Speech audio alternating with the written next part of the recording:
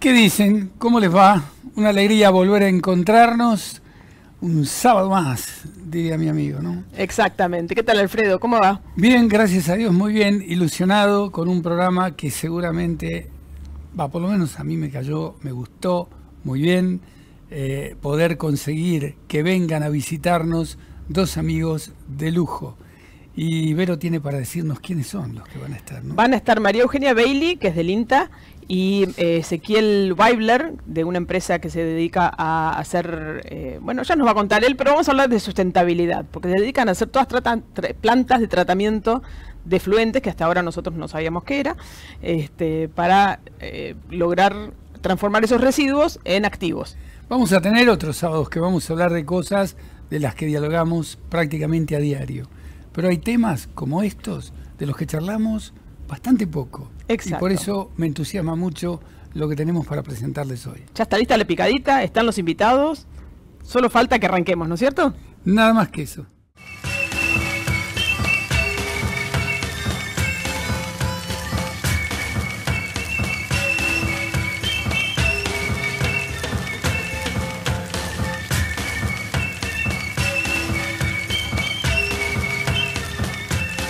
Nos visitan hoy en Del Sector Campo María Eugenia Bailey, nacida en Cava, licenciada en Ciencias Ambientales, especialista y magíster en Gestión Ambiental. Desde 2006 trabaja en el Instituto de Microbiología y Zoología Agrícola del INTA. Participa en proyectos nacionales e internacionales sobre caracterización y tratamiento de efluentes y residuos agropecuarios y agroindustriales. Es titular de la Cátedra de Procesos Anaeróbicos de la Maestría de Ingeniería Sanitaria de la Facultad de Ingeniería de la Universidad de Buenos Aires. Y Ezequiel Weibler Schiavello, nacido en Cava, ingeniero agrónomo, socio fundador de BGA Energía Sustentable, especialista en diseño de plantas fotovoltaicas y en proyectos de biogás. Se define como innovador, emprendedor y muy metedor. Está casado con su novia del secundario y son padres de una niña. Le gusta el boxeo y su poco tiempo libre lo dedica a entrenar. Y bueno, lo prometido entonces, pero tenemos para entretenernos un rato, hablar de nuestros temas, lo que hablamos todos los días nosotros en el colectivo y Vos decís, me parece no es una conversación cotidiana de que vamos a tener. Para conseguir amigos que se acerquen y nos metamos en camisa 11 y porque a mí hay temas que me interesan, entonces busco gente que sepa, porque como yo no sé, y vos no sé si sabés, entonces digo, bueno, mejor buscamos gente que sepa y que nos explique, y que le explique a la gente también, porque son temas que son realmente importantes, porque hoy vamos a hablar de todo lo que es esta transformación de residuos en recursos, sería, ¿no? Más o menos en el campo. De todas las actividades agropecuarias que tienen residuos, bueno, esos son cosas que se pueden valorar y reactivar. Más o menos sería eso. Está bueno eso. Arrancamos con la niña. Arrancamos con María Eugenia, que desde el INTA están trabajando mucho en esto, y hace muchos años. Así que contanos un poquito cómo es esto. Bueno, nosotros estamos en el Instituto de Microbiología y Zoología Agrícola. Nuestro laboratorio se llama Laboratorio de Transformación de Residuos. Y trabajamos en todo lo que son transformaciones especialmente con tratamientos biológicos, o sea, todo lo que es a partir de microorganismos, en residuos especialmente de producciones pecuarias, pero también trabajamos de la agroindustria. Las temáticas que prioritariamente trabajamos es la parte de compostaje para producir todo lo que son enmiendas orgánicas que pueden ser utilizadas en huertas, en realidad como fertilización en general, y hoy en día estamos como yendo un poco más en trabajar esas enmiendas para que sean más fáciles de aplicar, por ejemplo mediante el peletizado o enriquecimiento microbiológico, ya que estamos en un instituto que trabajamos con gente muy especializada en la parte de microorganismos. Bueno, estamos como en eso, y aparte también la posibilidad de extraer nutrientes de todas estas enmiendas o de los residuos crudos. Y también otra área que, bueno, es un poco, acá el compañero que tengo en mesa va a aplicar perfecto, en la parte de lo que es digestión anaeróbica. Nosotras, con la doctora Bres, hace muchos años, que venimos trabajando en todo lo que es el estudio de las variables para poder mejorar el proceso, estudios de prefactibilidad técnica, a ver si los residuos que uno quiere tratar por estas tecnologías son aptos, si van a tener buenos rendimientos energéticos, porque este tratamiento genera una energía alternativa, que es el el metano, el biogás. Y todos esos estudios los hacemos del laboratorio, como también el producto que sale del reactor, que bueno, la resolución argentina lo denomina digerido, que también es un producto muy rico en nutrientes, en materia orgánica, nitrógeno, fósforo, potasio principalmente, que puede ser utilizada como biofertilización, fertilización biológica, tiene varios nombres. Así que bueno, básicamente en eso trabajamos en el laboratorio. Ezequiel, cuando llegaste, lo primero que me llamó la atención fue que tenías escrito en esa remera BGA. ¿Qué significa? BGA es la empresa, BGA Energía Sustentable es la empresa la cual yo fundé junto a mi socio Martín Pinos. Iniciamos en la Facultad de Agronomía de la Universidad de Buenos Aires, año 2011 aproximadamente, y ahí empezamos nuestro recorrido como emprendedores. Empezamos con asesorías, hicimos nuestro primer proyecto, que es el de Luis Urdangarín en Carlos Tejedor, allá por el año 2013.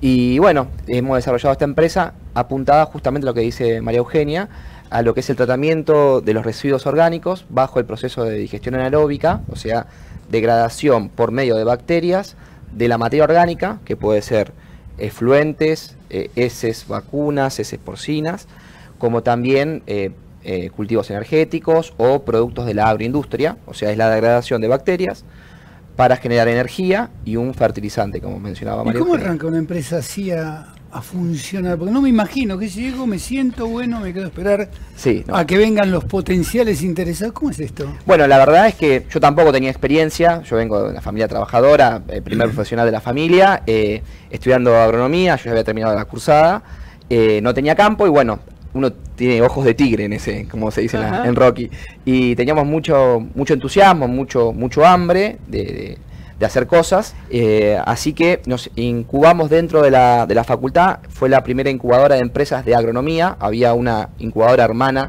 en la Facultad de Exactas, todo de la UBA, y bueno, dentro de la incubadora nos empezaron a dar ciertas herramientas para armar el proyecto de empresa, parte financiera, marketing, también parte técnica. Nos dieron apoyo desde los laboratorios de la facultad, nos brindaron laboratorios para poder empezar a hacer la parte experimental, que es la que hacen también en el INTA.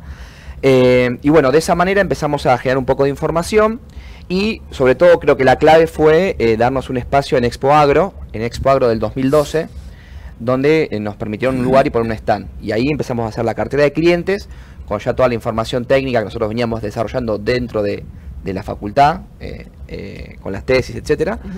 Bueno, ahí nos permitió hacer la cartera de clientes y empezar a darle rodaje a esto. Imagino que cuando hablamos de producciones pecuarias, porque no todo el mundo está en el campo y no todo el mundo sabe de lo que hablamos ¿de qué? De tambos, de feedlot, de porcino, avícola, para huevo y para carne. Siempre más tirando a la intensificación, obviamente, ¿no? Porque en extensivo es muy difícil recoger el estiércol. Seguro, pero es todo donde haya animales que tengan su proceso natural. O procesamiento también, claro. ¿Viste? Procesamiento, una extrusora, una planta de biodiesel, las destilerías. Frigorífico, claro. Sí, donde haya concentración de efluentes, básicamente. Ok. ¿Y ustedes desde el INTA cómo trabajan con los establecimientos? ¿Se acercan, les proponen? Sí, nosotros en realidad recibimos solicitudes, consultas, ya sea para servicios específicos, como por ejemplo los potenciales metanogénicos, o para el armado de una planta de compostaje, o para caracterizar el efluente. Nosotros, como les comenté, hace casi 16 años que ya está funcionando este laboratorio, así que trabajamos en todo lo que son caracterizaciones físicas, químicas. Después tenemos un compañero que trabaja en el área de ecotoxicología, entonces también hace todo el área de... ¿Qué es? ¿Qué nombrecito? Sí. A ver. Ojo que no se pueden decir las palabras acá. Ecotoxicología lo que hace es, mediante organismos vivos, terrestres, acuáticos, estudia el efecto benéfico o adverso sobre ese organismo. Entonces no solo uno puede hablar de que esta enmienda es rica en nitrógeno, sino que también puede afectar negativa o positivamente al ambiente. Perdón que vuelvo para atrás, pero ¿qué es una enmienda? Una enmienda es un producto, eso lo define el SENASA bien, perdón que no lo voy a decir exacto, pero es un producto que es rico en nutrientes y en materia orgánica principalmente, que es utilizado para cultivos, para también como método de mejoramiento del suelo, porque ayuda a la estructura, etcétera, y también se supone que es rica en microorganismos benéficos. Veíamos vez pasada, y hemos hecho varias notas con ellos, trabajando con la gente de bioinsumos. ¿Cómo va calzando todas las cosas? Es impresionante, parece que en estos programas que hemos hecho, más los que tenemos pensados, que cómo se van enganchando los temas y una cosa con la otra, ¿no? Porque esto de los bioinsumos es algo que ya nadie lo va a parar, y ahora vos estás nombrando todas estas cosas. Exacto, y hay que recurrir ahí, ¿no? Es un bioinsumo, una enmienda. ¿Qué se hacía o qué se sigue haciendo habitualmente con los residuos de un tambo? ¿O cómo se maneja eso históricamente? Con lagunas. O sea, las lagunas es un sistema bastante de la ingeniería común.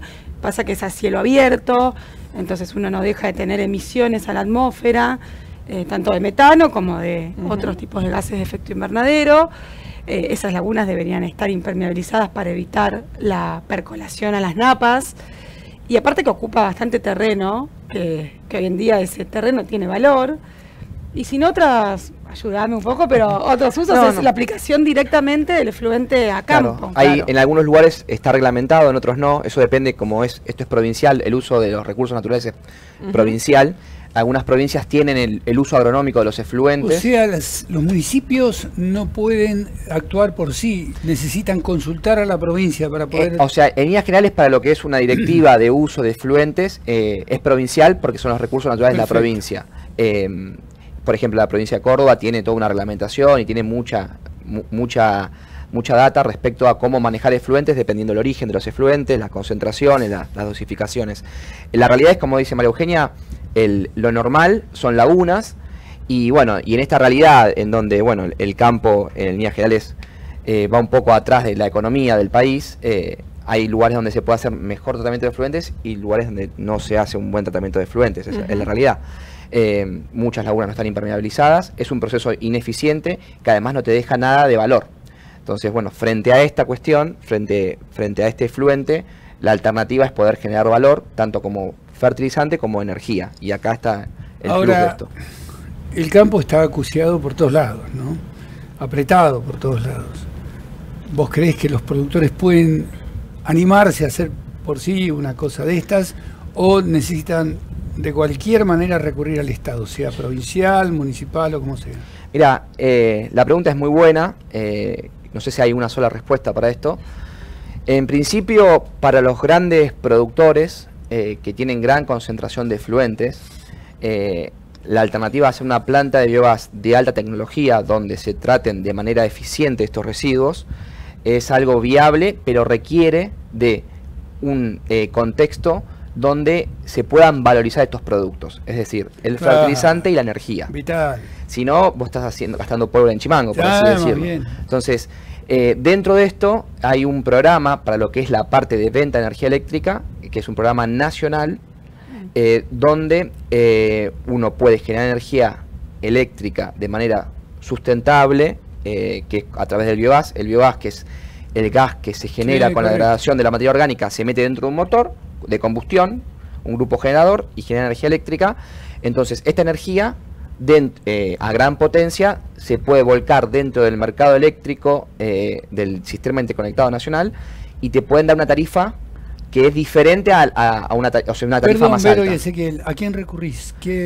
¿Los productores a dónde van? Bueno, a BGA, por ejemplo. Por ejemplo, a empresas, que no somos muchas, las empresas que hacemos proyectos de ingeniería para aprovechar estos efluentes. Perfecto. Entonces, ahí tenés un marco en donde el Estado paga una tarifa, CAMESA, que es una parte estatal, paga una tarifa diferencial donde a vos te reconoce el costo, que tiene un costo más alto de generación que vos si generás con una hidroeléctrica. O sea que no solo te sirve para autoabastecerte, vos como establecimiento, sino que el excedente podés o acumularlo o transferirlo a la red. Exactamente. Sí, la idea de estos grandes proyectos es volcarlo a la red porque son grandes potencias que pueden abastecer pueblos enteros. Después, para lo que es pequeños productores, hay una alternativa que es el autoconsumo y la venta del pequeño excedente, que es un mercado provincial, que en Santa Fe funciona el programa ERA. Ahora la provincia de Buenos Aires, o sea, a nivel nacional está lo que es la ley de energía distribuida, y cada provincia va adhiriendo y va teniendo sus particularidades. que es otro mercado más chiquitito para productores más chiquitos. ¿Y hay algún tipo de apoyo estatal o de subsidio a la gente o hay algún tipo de financiación especial para quien quiera empezar a producir su propia energía? Bueno, hoy justamente el tema del financiamiento está complejo en todas las ramas productivas. Sí hay ciertas líneas de ciertos bancos privados y públicos privados que están incentivando esto. Creo que la gran cuestión no es solo el financiamiento, que bueno, el financiamiento fue el que le permitió a Luis Urgarín en su momento hacer la primera planta chiquitita. Es muy importante el financiamiento, no digo que no, pero para grandes proyectos que tengan impacto realmente en el cuidado medioambiental y en la generación de energía renovable, es necesario una tarifa, que justamente hoy estamos en el periodo donde se licitó un Renovar, que es una convocatoria para estos proyectos de energía renovable, que han habido desde el 2015, gracias, 2015, sí. Han habido 4 Renovar. Justo ahora estamos en un Renovar donde está esta ventana para presentar proyectos, tenga una tarifa diferente y se repague la inversión y sea un negocio el tratamiento de efluente y la venta de energía eléctrica renovable. Pues es una cosa que me intriga, ¿te consta, sabes, de que el INTA le dé facilidades a institutos, a colegios, a lo que quieras, como para que los chicos puedan, desde visitar el INTA hasta, o los INTA, hasta dar conocimiento de todas estas cosas, por ejemplo? Sí, nuestro laboratorio justamente tiene eso. Las escuelas se ponen en contacto con nosotros. Ah, mira. Y recibimos escuelas Yo no lo sabía, agrotécnicas, por eso. secundarias. Esto empezó con una cartera anterior de proyectos que teníamos en el año 2013 y a partir de ahí comenzamos mucho y después el INTA tiene anualmente una exposición que, ahora no recuerdo bien el nombre, pero es como que el INTA abre sus puertas y... El INTA expone. No es el INTA Expone, es otro que tenemos acá, por ejemplo, en Castelar. Bueno, está el INTA Expone, Sí, sí. que eso se hace como en provincias, pero acá en Castelar específicamente, la Semana de la Ciencia se llama, ahí está. Ok. Que cada instituto pone 2 o 3 laboratorios que les parezca de interés para ese año. Y estamos ahí, llevamos parte de nuestros experimentos y vienen escuelas, vienen universidades, viene público en general y tenemos la posibilidad de poder interactuar con la gente. Después, bueno, Jardín Botánico tiene anualmente la posibilidad de ir a visitarlo y tener charlas sobre cuidado de ambiente. Y después nosotros tenemos abiertos, mediante convenios de vinculación con las universidades, lo que son pasantías. Entonces, por ejemplo, nosotros hoy tenemos 5 estudiantes de la UCA que están haciendo su tesis de grado en estas temáticas, justamente en lo que es mejoramiento de el digerido, de la parte que sale de la fracción sólida de un reactor para recuperar nutrientes. Tenemos de manejo de digeridos líquidos, tenemos de la parte de ecotoxicología también, que esos los dirige Brian, la parte de compostaje la dirige Nicolás Riera. Y así tenemos también con la Facultad de Ingeniería de la UBA, convenio en la parte de maestrías, de ingeniería sanitaria. O sea, el INTA y las universidades o secundarias o primarias está íntimamente relacionados siempre. Es la idea. Nos están pidiendo un cortecito, así que vos qué decís. Que le tenemos que hacer caso como corresponde. Bueno, ¿sí? Entonces ya volvemos. Y seguimos entonces. Apasionante todo esto, Vero, ¿no? Realmente apasionante. Sí, sí, sí. Temas de los que no hablamos todos los días, ni mucho menos, y que nos aportan estas criaturas realmente datos. Me quedé muy enganchado, ¿sabes con qué? A ver. ¿Saben con qué? Estuve y estoy muy cerca del trabajo que han realizado la gente del frigorífico Arrevif, por ejemplo, de Premillán, y la gente del mercado agroganadero de Cañuelas, que se metieron mucho en esto. Y ¿alguno de ustedes dos me puede dar algún datito?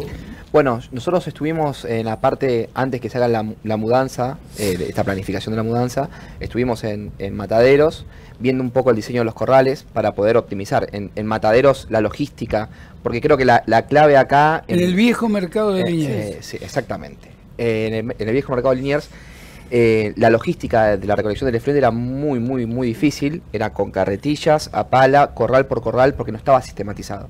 Entonces nosotros estuvimos trabajando en la sistematización de eso para poder recolectarlo de manera eficiente. Y el INTA también estuvo con eso. Sí, ¿no? el INTA armó una planta piloto de la parte de tratamiento de fluentes líquidos y de la fracción ¿En dónde? sólida en Liniers. Se hizo un sistema que se llama geotubos, que es por un tratamiento físico-químico acá, no actúan las bacterias, y después eso para la parte líquida. Lo que se hace es como trabajar con algunos productos químicos para que aglutinen toda la materia orgánica y todos los sólidos que tiene la parte líquida, y se pasa por una bolsa, que esa bolsa filtra, el agua sale muy tratada ya realmente, y los sólidos quedan retenidos en esa bolsa. Y además, paralelamente, se armó una planta de compostaje. Eso en Liniers, dijiste. En Liniers, ¿Lo llevaron exactamente. a Cañuelas? Realmente nosotros ya ahí no acompañamos como INTA, no nos llamaron, pero creo que iban a hacer una cuestión similar en Cañuelas. Sí. Pero ese trabajo estuvo muy interesante y se tuvo muy buenos resultados. Cuando vos decís lo transformamos en compostaje o en compost, ¿cuánto tarda ese proceso y después qué se hace con ese compost? Bueno, el proceso depende del manejo que tenga y de la estación del año. En invierno es más lento porque como es un proceso biológico, el calor favorece a los microorganismos para que actúen más rápido y esto en invierno obviamente que no pasa. Es un proceso que hay que aportarle oxígeno, entonces se recomienda el volteo de las pilas, se arman pilas, y que tiene que estar con agua, sí. no mucha, ¿no? Pero tiene que estar húmeda. Entonces ahí se genera este proceso biológico que tiene varias etapas. Una etapa de gran calentamiento, que es donde se produce la mayor degradación de la materia orgánica, y la esterilización, no vamos a decir esterilización, sino como que disminuye mucho el contenido patogénico que puede haber en los residuos. Y ese proceso, tarda más o menos entre 3 meses a 5 o 6. La verdad que eso, gracias a todos estos trabajos que se fueron haciendo y que hace mucha gente en el país, hoy en día, voy a tirar el chivo, hay una asociación argentina de compostaje que se llama SACOM, que, el presidente es el doctor Rizzo, y trabaja otra gente también de INTA y de la Universidad del Comahue de Bariloche. Es una asociación y de muchos INTAs, realmente no quiero nombrar para no dejar a nadie afuera, y de universidades, empresas privadas que trabajan en esta temática y dan cursos, capacitaciones. Está bastante bueno, y estamos intentando hacer lo mismo con la parte de digestión anaeróbica. Pasa que compostaje es una temática de muchos años. Vamos a hablar en pesos, más o menos.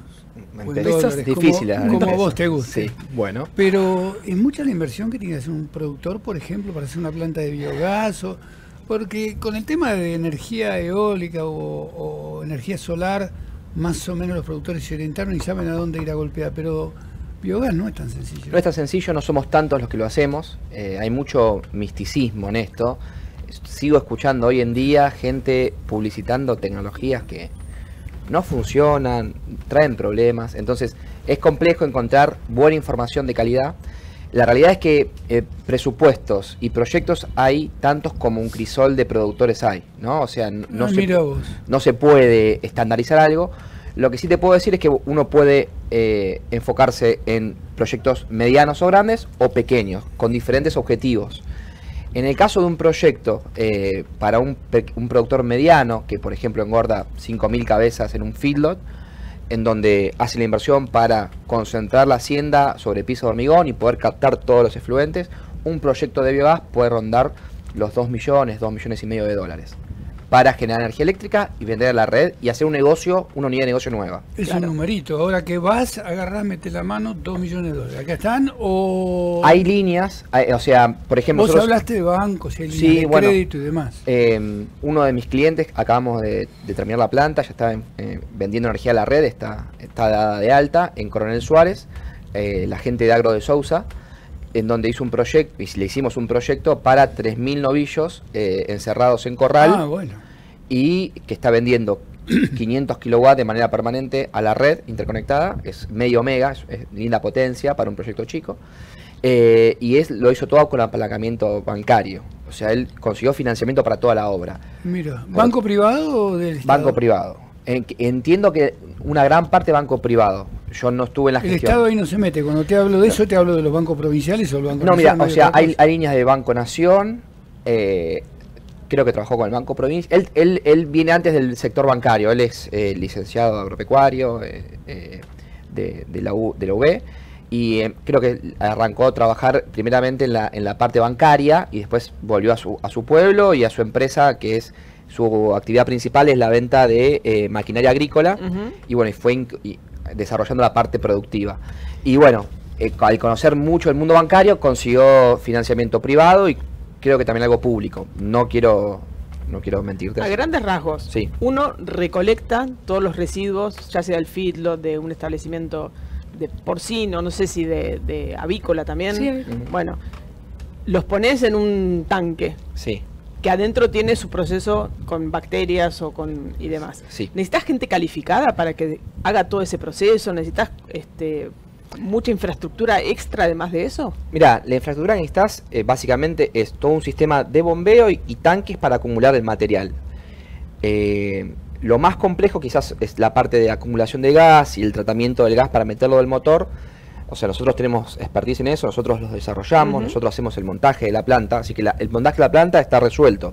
Lo que es la operación, en líneas generales necesitas un jefe de planta que es un técnico de secundario que tenga las luces puestas y va para adelante. O sea, realmente Ok. hay plantas que funcionan sin Porque un uno técnico. piensa, una unidad de negocio nueva, uy, tengo que No. poner toda gente nueva, No, hacerlo todo como no, otra, no. pensarlo. En realidad, en principio, las plantas que hemos hecho en general no han sido ni técnicos los que manejaban, sino gente que esté Ok. despierta y que Atento atenta y que sí. le importe que si hay un ruido en una máquina, porque hace ese ruido, nos llama a nosotros. Con pero eso vamos. es suficiente. Ustedes. Una persona encargada y después 2 o 3 operarios mira dependiendo vos, che. dependiendo el tamaño de la planta. O sea, hay plantas que funcionan con un operario solo, que hace a la vez de jefe y de empleado. Claro. Y hay plantas que funcionan con un jefe más 4 operarios para dividirse los turnos. Bueno, y el asesoramiento técnico. Obviamente, por eso te Siempre. digo, o sea, Porque lo que tiene que es hacer un proceso llamar. biológico. Sí, sí, sí. Entonces, ¿Y vos los tanques tenés que ir renovando las bacterias o simplemente...? Es un proceso continuo, o sea, Ok. vos todos los días, mientras vos cargues o alimentes el digestor o los digestores más progresivamente, para el proceso es mejor. O sea, si vos lo alimentas cada media hora o una hora es el ideal. Los procesos productivos no siempre tienen esta asiduidad, esta continuidad, entonces la idea es poder cargar una fracción todos los días y esa misma fracción que vos cargas es la que se va descargando, Ok. se va transformando en este digerido o biofertilizante que lo acondicionás en función de tu requerimiento. O lo usas tal cual o lo separás en una fracción más sólida y una fracción más líquida. Ajá. igual es un proceso que se da naturalmente. O sea, es Sí, el sí, famoso sí. gas de los pantanos que Sí, está sí. en el delta. O sea, Ok. uno capaz inocula inicialmente un reactor para no esperar el tiempo que se vaya creando sola la biomasa, Claro. pero en realidad Ujú. no debería uno... Cuando vos decís el famoso gas de los pantanos, te puedo asegurar que la mayoría de los argentinos No lo sabe conocen. qué es. No, Bueno. por supuesto. Es cuando uno pincha, por ejemplo, en el delta y sale, o las burbujitas que se ven Sí. en un río que Sí. está medio contaminado, ese es el gas metano. Hablando de Roma, Ay, me metí justo. sí. Si vos seguís los informativos, radio, televisión, lo que sea, hay desesperación en muchísima gente por lo que pasa con el río Reconquista, con los ríos, con cualquier otro río, con el Riachuelo, riachuelo, sin ir muy con lo lejos, que sí. sea. Por la cantidad de desechos que se tiran, que se arrojan y que hay un... El Estado está en este tema realmente actuando. Mira, en mi que se- experiencia... no quiero meterlo sin ningún No, tema no, político, no, por no Dios, para nada, es me mi pasan intención. por al lado totalmente, no. Pero por lo menos para que la gente sepa, a ver, para un cachito, y si esto se hace en tantas empresas, si esto lo está manejando tan bien de manera privada ustedes y tan bien de manera privada, de manera el INTA, que para nosotros es una institución realmente mayúscula, el resto del Estado está presente en esto porque se habla mucho del Ministerio de Ambiente o de la Secretaría de Ambiente o de aquello que cuanto ambiente y nos estamos volviendo todos locos con este En tema. mi conocimiento sí. Sí, ¿por qué? Porque nosotros dentro de nuestra empresa le hemos brindado servicio a varias plantas de tratamiento cloacal, Ajá. depuradoras, en Bahía Blanca, en Chaco, en Córdoba. Todas estas plantas que se han estado desarrollando, ¿Plantas qué? ¿Frigoríficas? no, plantas No, de tratamiento cloacales. cloacales, Ah, plantas de cloacales, tratamiento. de tratamiento cloacales, de las cloacas, como la de San Fernando también. Ahí está. Bueno, donde tienen reactores anaeróbicos y generan biogás. Nosotros hemos instalado y montado equipamiento para estas plantas. O sea, está en la agenda, se han desarrollado, no sé si a la tasa, al nivel, a la necesidad que necesita el país y los municipios, pero sí se está trabajando puntualmente en plan de tratamiento cloacal, y hace poquito estuve cotizando una obra que es de... Además nosotros hacemos los proyectos de biogás, hacemos todo lo que es metalúrgica, cañerías, etcétera, para el polo curtidor de Lanús, que se está haciendo, por lo que yo escuché, esto es lo que me comentaron desde la empresa, que había ganado la licitación, un polo curtidor para todas las curtiembres de la zona, cosa que no hay en muchos lados del mundo, para poder tratar la curtiembre, para poder bajar la contaminación de... Tremendo. Eso estaría espectacular, la verdad. Eso está. Yo fui a la obra, la visité, están haciéndola. Así que eso está. Mira qué interesante eso, ¿no? Tengo una pregunta para María Eugenia. ¿Qué es el proyecto Fertimanure? No sé si lo pronuncié bien. Fertimanure, sí. Porque la verdad que tiene un nombre raro. Sí. ¿Qué es? Bueno, justo como lo dice el acrónimo, es un proyecto de la Unión Europea. Esto es uno de los proyectos que cofinancia la Unión Europea mediante lo que se llaman proyectos Horizonte 2020 en este específicamente.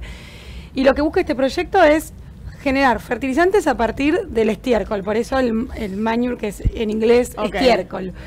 Es mediante la realización de tecnologías innovadoras que lo que busca es recuperar nutrientes específicos y producir fertilizantes de base biológica, pero que puede ser, por ejemplo, un nitrato de amonio, pero que venga no de un proceso, de un recurso, no renovable, o por ejemplo, para lo que es el fósforo, que hoy en día todo lo que son los fertilizantes fosforados se realizan a partir de la extracción de una roca madre.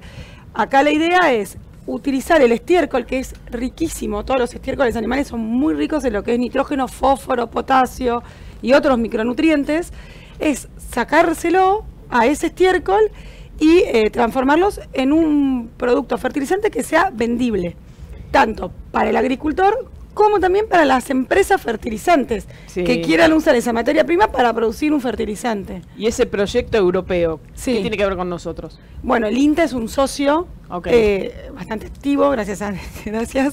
Este proyecto arrancó hace más o menos 3 años y medio, y lo que hacemos es, nosotros hicimos todo un estudio de lo que es las preferencias de uso, la utilización de fertilizantes de base biológica, de inorgánicas que tiene la Argentina, cómo importamos, exportamos, y todo lo que es referente a la legislación y también de la parte pecuaria, como para poder hacer un estudio de mercado de cómo vendría a impactar estos proyectos en la Argentina, ¿no? Y cómo los adaptaría el productor argentino. Aparte, bueno, como les dije, todo el tema de la legislación, para ver si podrían ser incorporados. Y bueno, y desde Europa trabajaron en el desarrollo tecnológico de las plantas, que tampoco es nada de la NASA, es algo que se puede tranquilamente hacer acá, y que se está haciendo gran parte. Y bueno, y trabajamos conjuntamente. Hace poco estuvieron acá en Argentina ellos, dando disertaciones en diferentes lugares del país. También hubo una muy grande en el INTA de Castelar, para más o menos contar estas tecnologías. Estas charlas estaban dirigidas en una parte solo a productores, porque la idea era también tener un feedback con ellos, y después acá en INTA con empresas fertilizantes, con empresas de tecnología, como para que, bueno, vayan viendo estas tecnologías. El proyecto tiene socios privados y socios de entidades universitarias, públicas, como lo que sería el INTA, bueno, pero de allá, universidades, Vos etcétera. hablaste de legislación. ¿Qué legislación hay en Europa que, digamos, incentive el cambio de tecnologías? Bueno, hoy, por ejemplo, en España, les puedo hablar porque justo estuve en noviembre, así que estuve escuchando bastante. Sí. Ellos tienen hoy en día todo lo que es la utilización de purines muy regulada. Un productor, por ejemplo, ¿La utilización de qué? Purines, perdón, del estiércol, o sea, de los efluentes que se generan en la producción de cerdos, lo tienen sumamente controlado. El productor tiene que declarar anualmente cuánto va a generar y qué va a hacer con ese purín, o sea, o con ese efluente, ¿no? Y ellos tienen totalmente mapeado todo lo que es el tema de nitratos en el agua subterránea. Ajá.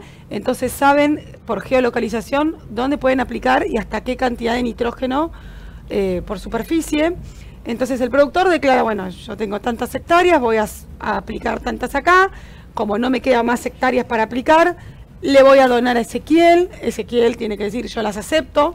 Bueno, y si no tengo más a quién dársela, tengo que explicar qué voy a hacer con esto. Ellos tienen mucha contaminación en los suelos con nitratos, o sea, y fósforo. Y fósforo, tienen mucha contaminación, entonces realmente necesitan reglamentación que esté muy encima del volcamiento. Siempre nos vamos enterando de que, bueno, en Europa nos pidieron tal cosa, en Estados Unidos nos pidieron tal otra, y después, no, sí, porque los europeos, ¿nosotros vamos a la saga o muchas veces tenemos posibilidades de hacerlo y por alguna circunstancia nos quedamos un poco? Lo que pasa es que creo que nos quedamos porque todo es una cuestión de necesidad, me parece. Claro. Un poco por ahí, ¿no? O sea, ellos tienen la necesidad de dejar de contaminar. Nosotros tenemos extensión muy grande y no somos conscientes o no estamos viendo ahora las consecuencias del mal uso o manejo de los efluentes. Entonces, ellos traccionan toda esta tecnología. Nosotros estamos como viendo la película. Claro, 20 años adelante. Sí. Claro, o antes o después, claro. Sí, o más. ¿Qué momento para poder hacerlo? Sí, Exacto, sí, claro. Sí, claro que sí. Por eso es muy interesante que el INTA y todo esto estén traccionando este tipo de tecnología. Hoy la realidad es que la legislación para la aplicación del fertilizante que sale de la planta de biogás hoy es un gris. Claro. O sea, tenés en lugares que es muy fácil aplicarlo, como por ahí en Córdoba, pero por ahí en Provincia de Buenos Aires es más complejo, depende de cada municipio. Bueno, hay toda una serie de cuestiones que necesitamos, que era lo que decía María Eugenia al principio, necesitamos legislación que aplique y que controle un poco más esto. Lo que pasa es, claro, que controle, porque ahí está un poco el tema. En la Argentina, precisamente, si hay algo que no funciona son los controles, ¿no? O funcionan mal. Y menos de las cosas que no son prioridad. Exactamente. ¿No? Pero bueno. Se nos fue la hora. Se nos fue la hora, pero quedémonos con una preguntita para después del corte, ¿te parece? Sí, para con todo redondear gusto. esto. Dale, ya venimos. Exactamente, y vamos con el último envión, ¿no, Vero? Lindísimo. Sí, podríamos estar horas hablando, ¿no? Pues la verdad es que ¿Cuánto? sabemos tan poco de esto que tenemos todo para aprender. Pero seguramente la gente a pie, como solemos decir nosotros, tiene muchas preguntas todavía pendientes y bueno, tratamos de darle curso a algunas cosas. Bueno, nos quedamos con el bloque anterior hablando de cómo nosotros siempre miramos de atrás y qué bueno sería poder anticiparnos y no tener que llegar al punto de hacer las cosas por necesidad y con controles y forzados a ser sustentables, sino ser sustentables por sí. ¿Vos crees que este cambio, digamos, en la mentalidad en general del consumidor que se dio con la pandemia y luego de algunos productores, se va a masificar o queda solamente en la conciencia de unos pocos establecimientos que... No, sí, yo creo, soy una persona con bastante esperanza. Sí, y lo veo. O sea, que hay productores, no solo grandes, sino chicos, que están preocupados verdaderamente. Hay gente que por ignorancia a veces no gestiona bien sus residuos, porque verdaderamente no considera que que puede generar un impacto negativo. Pero cuando se tiene conocimiento, verdaderamente el productor intenta hacer las cosas bien.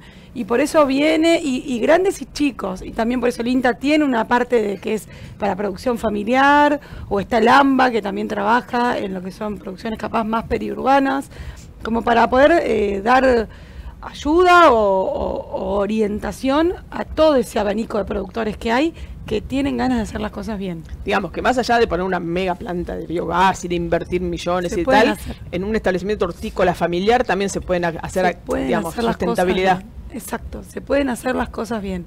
Es con pequeños pasos, tampoco yo creo que el cambio rotundo a veces sirve porque se empieza con mucha fuerza y después cae todo. Sí, sí, sí. Pero con pequeñas acciones se pueden hacer. Y el INTA tiene muchas unidades y también hay empresas, por supuesto, que están para ayudar al productor en estas pequeñas cosas para llegar a grandes desafíos. Todo esto invita a juntarse, ¿no? Evidentemente, el Estado o el INTA, lo privado y después las empresas, sea el MAG, sean los frigoríficos, sean los feedlots. Vos fijate la cantidad de lugares, o los criaderos de cerdos o de pollos, la cantidad de lugares que pueden generar esa información también para que después los particulares, con una granjita o con el gallinero, digan, mirá, che, yo puedo hacer esto también, ¿no? Me parece.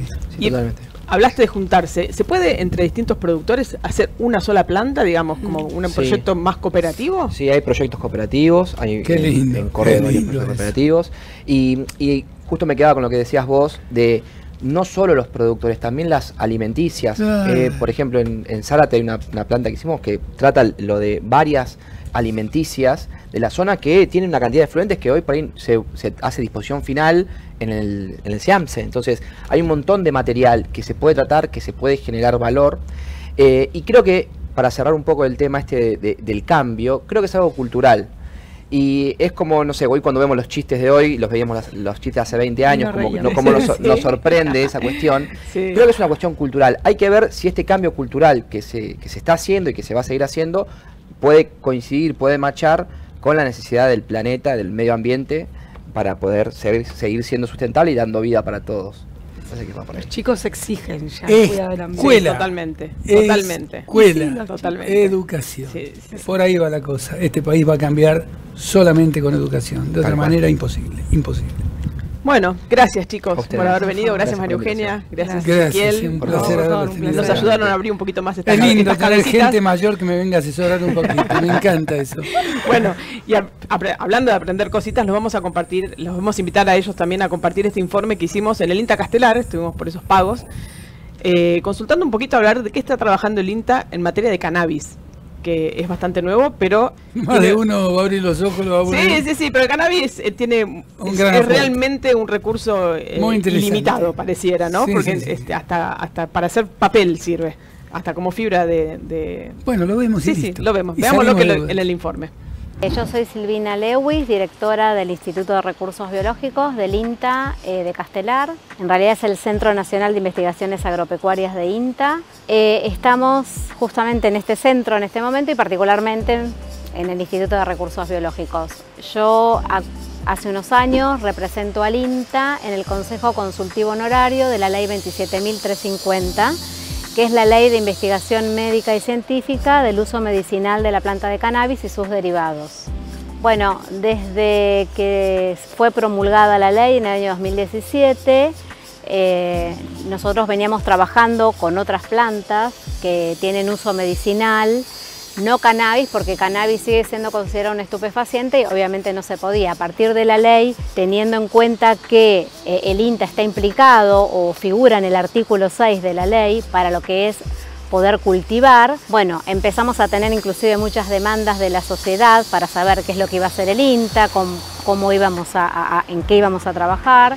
Y bueno, nosotros empezamos a organizarnos primeramente internamente dentro de la institución, a conocer todas las normativas, que por más que salió la ley, al principio no había normativas, no había procedimientos, entonces mucho tampoco pudimos movernos en los primeros años, y posteriormente todos los organismos que estaban involucrados o que están involucrados en la ley 27.350 empezaron a sacar sus propias regulaciones, por ejemplo como el INASE, que es el Instituto Nacional de Semillas, y es el encargado de regular todo lo que tiene que ver con producción y cultivo de cannabis. Por supuesto, nosotros siguiendo también las normativas del INASE, nos fuimos adecuando y lo que hicimos fue empezar a generar convenios de investigación y desarrollo.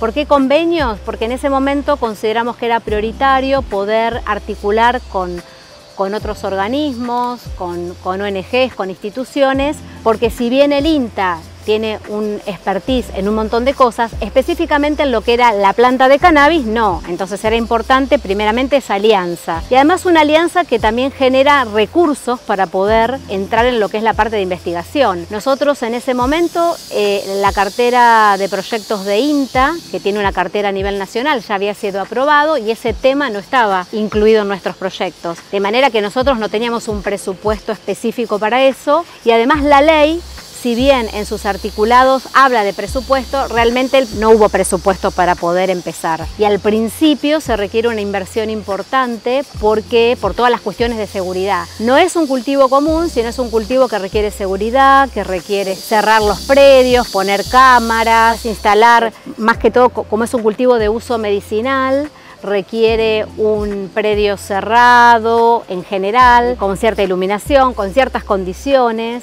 Si bien ahora ya también hacemos cultivos a campo un poco más chicos, con lo que es la parte medicinal. Al principio una inversión importante, sobre todo porque es una ley que tuvo 2 decretos reglamentarios. El primero del año 2017, donde se reglamentaron solamente la mitad de los artículos, de manera que había muchas cosas que no sabíamos cómo proceder. Además estaba incluido entre el procedimiento de autorizaciones el Ministerio de Seguridad de la Nación, que también establecía sus condiciones para poder aprobar un predio donde se iba a hacer cannabis. Después, en el año 2020, ya sale el decreto que tenemos actual, que es el 883, donde el Ministerio de Seguridad ya no se encontraban las autorizaciones, si bien igualmente es un cultivo que requiere seguridad.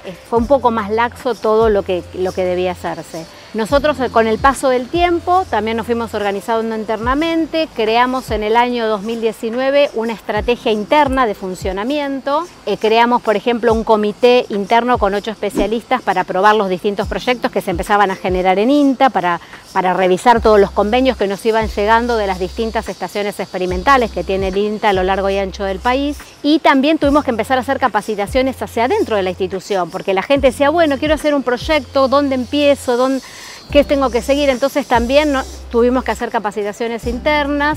Todo eso está plasmado en un documento que es la estrategia que tiene el INTA para este cultivo, y hoy tenemos aprobados 31 convenios, en realidad 31 convenios de vinculación tecnológica. Esos convenios incluyen convenios marco, que llama el INTA, que son convenios que tienen que ver con cooperar con distintas instituciones para hacer diferentes cosas. Algunas de esas actividades pueden ser actividades de capacitación nada más. Por ejemplo, un convenio con organismos o con organizaciones médicas, porque nosotros de la parte médica no sabemos mucho, entonces eso era muy bueno para conocer un poco más todos los productos que se pueden derivar de cannabis, qué efectos tienen en la salud, etc. Después también tenemos convenios de investigación y desarrollo, que son convenios que implican una investigación, que implican establecer cuáles son las mejores condiciones del cultivo de la planta en determinadas zonas, generar nuevas variantes, hacer investigaciones de cómo es el crecimiento del cultivo a nivel in vitro, cómo son las condiciones de almacenamiento de las semillas, la fisiología, cuáles son los insumos para que la planta brote mejor. Un montón de cosas que el INTA tiene muchísima expertise y que las empezó a aplicar en ese cultivo. Y algo muy importante también a decir, que también retrasaron mucho el inicio de las investigaciones, fue que al principio no se podía utilizar cualquier material vegetal. Nosotros teníamos que importar material vegetal de países en donde el cannabis fuera legal. Y siempre decíamos que era importante usar germoplasma local, que sabíamos que en cultivadores locales había o en muchas ONG tenían. Y bueno, eso recién se pudo lograr a partir del año 2021, donde el Ministerio de Salud con el Ministerio de Agricultura sacaron una resolución conjunta que permitió el uso de germoplasma local justamente para poder empezar las investigaciones. Bueno, cannabis es una especie dioica, en general tiene los sexos por separado, y en general lo que se utilizan para todo lo que tiene que ver cultivo, en lo que es la parte medicinal, son plantas feminizadas. ¿Qué quiere decir? Plantas que sean femeninas, porque son las flores las que tienen la mayor concentración de cannabinoides, que son los cannabinoides como THC, CBD, en realidad hay como 100 fitocannabinoides, pero digamos, esos serían los más importantes, que son donde hay mayor concentración de tricomas, que son los que tienen esos cannabinoides en la flor. Por supuesto, podés encontrar en la hoja en menor concentración, en el tallo también, pero digamos, no se usa. Dependiendo los usos, en algunos casos, por ejemplo, se tritura toda la planta, digamos, para obtener ciertos compuestos, y en otros casos se utiliza solamente la flor. Hay ciertas condiciones donde vos podés encontrar plantas hermafroditas, digamos, por estrés pueden llegar a producirse en una misma planta, plantas femeninas y plantas masculinas. Bueno, entonces en ese caso ahí se las necesita para hacer lo que tiene que ver con fitomejoramiento, porque vos necesitas, para hacer fitomejoramiento, hacer cruzamientos, o tener plantas machos solas por un lado, plantas femeninas solas por un lado, y haces el cruzamiento, o en algunos casos pasa que hay plantas hermafroditas, pero que son casos específicos. En algunos casos se pueden inducir por acción química del hombre, o en otros casos por estrés se pueden inducir en el campo. O sea, ahí lo que importa en lo que es medicinal es el tema de la flor. En el caso de cuando estamos hablando de otro tipo de cannabis, que es el cannabis con uso industrial, ya es otro tipo de planta. Si bien es la misma especie, son otras variedades en donde ahí en general se utilizan plantas que tienen muy bajo contenido de THC y son plantas donde ahí sí necesitas plantas femeninas y masculinas porque vos necesitas tener mucha semilla, eso se siembra a campo. ¿Por qué se siembra a campo? Porque digamos no hay problema en que de alguna manera se pueda usar con otro efecto que sería el recreativo, porque las condiciones o los porcentajes de THC, que es el fitocannabinoide, digamos, que sería el que tiene más potenciación respecto a lo recreativo, esas plantas no la tienen. Y tienen otro aporte, son mucho más altas, depende también el uso. Dentro de lo industrial vos podés usar para fibra, en otros casos podés usar para fitorremediar una zona, tiene un montón de usos para obtención de, digamos, para papel, se utiliza, tiene muchísimos usos lo que es industrial. Entonces, de acuerdo a eso, vas a ir eligiendo las variedades que mejor se adapten, no solamente al uso que vos querés, sino también a las regiones. Y eso, todo lo que tiene que ver con cáñamo industrial, nosotros recién estamos comenzando porque la ley es del año pasado y ahora estamos trabajando con otros organismos como el SENASA y como el INASE para poder traer, ahí sí, necesitamos variedades de cáñamo que no hay en el país, si bien este país en los años 70 y antes fue un país muy importante a nivel de cáñamo para uso industrial, no hay variedades hoy y necesitamos traerlas del extranjero en donde son altamente cultivadas. Entonces estamos haciendo todo eso para poder contar con material que sea evaluado en distintas regiones del país y ver cuál se adecua a cada región, ¿no? En general es un cultivo que se adapta muchísimo a cualquier ambiente. Donde más puede sufrir es, por ejemplo, donde hay inundaciones, es bastante sensible a lo que es el agua. Es un cultivo que se puede crecer en muchísimas regiones. Bueno, lo importante es poder nosotros evaluar todas esas variedades también acá. Y nos estamos yendo nomás, Vero. Placer fue, ¿no? La verdad que sí, la verdad que sí. Siempre me encanta esto de meternos en temas que no conocemos. Sí, jamás me imaginé que en tan pocos sábados íbamos a meternos en cosas tan raras como esto. Pero bueno, espero que a la gente le guste, ¿no? Sí. Los invitamos a que nos sigan en redes y que nos hagan sus comentarios. Estamos en Instagram, del sector com, y bueno, supongo que googleando nos van a llegar por las otras redes también. Sí, señora, gracias por estar, Vero. Igualmente. Gracias por estar ustedes también. Un placer y será, si Dios quiere, hasta el próximo sábado.